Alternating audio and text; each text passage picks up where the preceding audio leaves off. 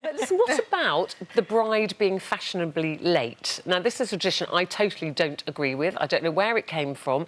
I don't think it's right that you can just ship up an hour late. And there is a vicar who agrees with me. This is John Corbin from Holy Cross Church in Bearsted in Kent. And he is now charging £100 deposit. And if you're late... Wait, hear me out. He says if they're late, they don't get that money back. So if you're not late, you get that back. But if you're late, because he's saying if you hired a venue for an hour and you took it for 2 hours, you would be charged. It's a good point. See?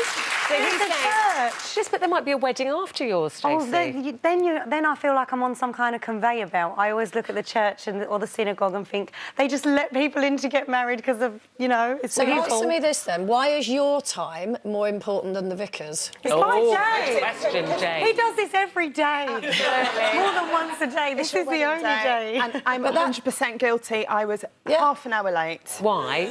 What made you late? Well, I wasn't clock watching. Oh. I was just taking my time, doing my face, having a good time with my girls. Were you not worried that your husband-to-be then was thinking, is she coming, isn't she coming? That is what them on their toes, Ruth. Keep them on their toes, yeah.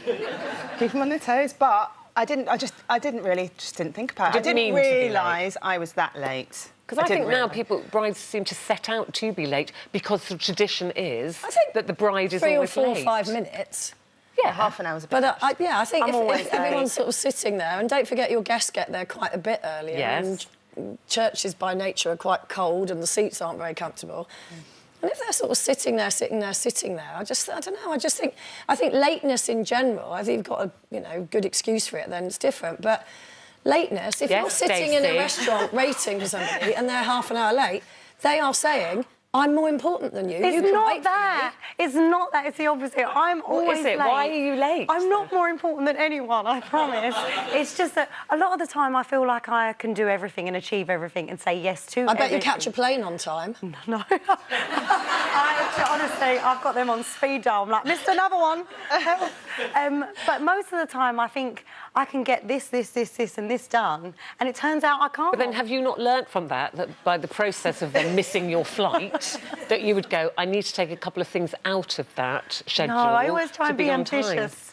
You know, give it all. Get little birds, get her dressed. The plane will wait. See, I can't bear it. And you know, I've talked about it on here before, that's one of the things that Eamon and I fall out about a lot, because he just cannot be on time. I did say to him at our wedding, if you are late, you know, that is the end. I'm not going to marry you if you turn up late. So, but he just can't be on time, and he doesn't see it as a problem. I see it as being rude. I think it's incredibly rude. No. If I said I'll meet you at 1 o'clock, I do. Sorry, guys. That's unusual with him because he's a journalist, and that's why I'm never late, because I've had a whole career of, you know, if you're interviewing Madonna at 1 o'clock, then if you're not there. You don't get the interview. 2 hours late. Yeah. She can be 75 hours late, but you can't. But I'd never be late for work. Never. But I'm purposefully late for social things, like parties and things like that, because I don't want to be the first to arrive.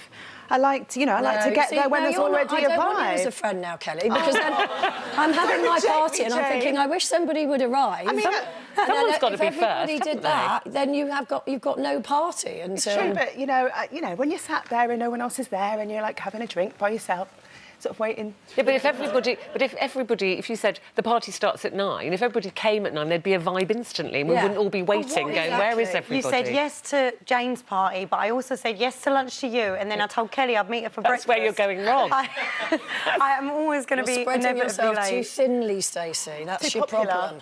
I'm going to come and live with you. Not anymore. I should come and live with you for a week, and it'll be like one of those boot camps you see on telly.